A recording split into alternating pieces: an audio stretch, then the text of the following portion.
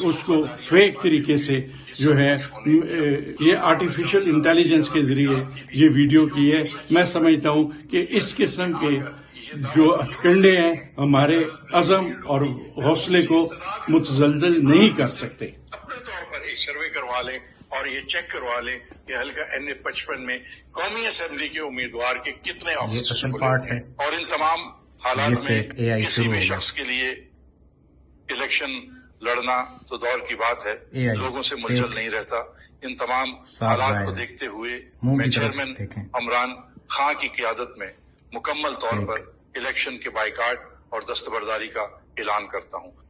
Fake edit آخری part کیا گیا. میں محمد بشارت راجہ امیدوار پاکستان تحریک انصاف حلقہ NA-55 آپ سے مخاطب ہوں. میں آپ کے علم میں یہ لانا چاہتا ہوں کہ ہمارے مخالف